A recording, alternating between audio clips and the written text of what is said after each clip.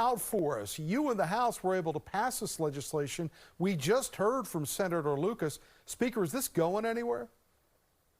Well, I'm not sure. I think we have a responsibility to do our due diligence on anything that comes to the Commonwealth as a economic development opportunity.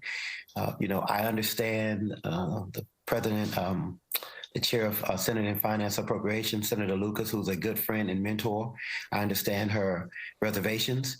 We live in Portsmouth. She and I both represent the city of Portsmouth. And in 2011, we were told that we were getting a toll that was for our own good, and 58-year deal that got signed that has been a anchor holding down economic development in our region. And so I understand her skepticism when we get told that there's a deal coming in to help us that's going to cost billions of dollars. So obviously, even with that skepticism, I feel like we have an opportunity to do the best job that we can for the Commonwealth of Virginia, to review the project. And I think that's why the bill came out of the House, to continue the conversation, or continue to gather information to see if this is a deal that will really be transformational while also solving a huge transportation issue in that region of Virginia, while also helping create tax revenue for other parts of the state. But Speaker, whether or not opponents and supporters can agree or disagree about whether or not this is a good deal or a bad deal, both sides seem to agree that this is an important thing to be talking about. One state senator could hold this all up. A lot of people in even Potomac Yard question that. Why should one lawmaker get to decide whether or not this thing goes forward or not? Well, I don't think it's just one lawmaker. Senator Lucas has a lot of support across the General Assembly.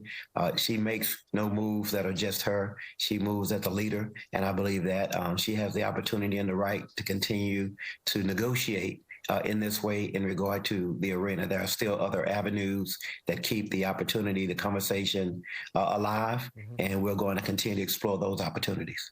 One of the criticisms we have heard from some Democrats is about negotiation, Speaker, saying that Republican Governor Glenn Youngkin has not been willing to negotiate on things that are our priorities to Democrats. Things like the cannabis marketplace in Virginia, things like the minimum wage. Has the governor, in your view, been a partner in negotiating over those things, or has the governor's office been on the sidelines throughout this process? Well, I think that the governor is a businessman by nature, even though he may sometimes lean a little further right than I'd like to, and maybe say some bombastic things that are outside the purview of what we need to get done for the Commonwealth of Virginia. I think at the end of the day, he is negotiating. We are having conversations. I think we'll find out if he will move in our direction or not. And that's why you continue to negotiate. I think when you're in a good faith negotiation, sometimes things break down. I'm a trial lawyer by nature. I love to negotiate. I love to settle things. So sometimes you get to the end of the term and there's no agreement, and that's okay. But I think there are so many other things that we can get done for the Commonwealth beyond just the arena or some of these other issues that I think will be okay, even if we don't get, either side gets what they want. You just being Speaker of the House, though, is history, and this is Black History Month. What do you think about a tweet that went out this week by the GOP, the Republican Party in Virginia, both questioning your support of a justice reform bill and the fact that it's no secret you had some incarceration yourself over a very old drug charge, which everybody knows about? Yeah, it's unfortunate. It's something that 30 years ago that they want to continue to look in the past, and I continue to look in the future. I'm grateful for those Republican colleagues who came out and condemned the statement, including the governor and the former Speaker Todd Gilbert. But also, this has been a pattern for them since I first announced that I would run in 2019. So I'm not surprised. I'm not disappointed.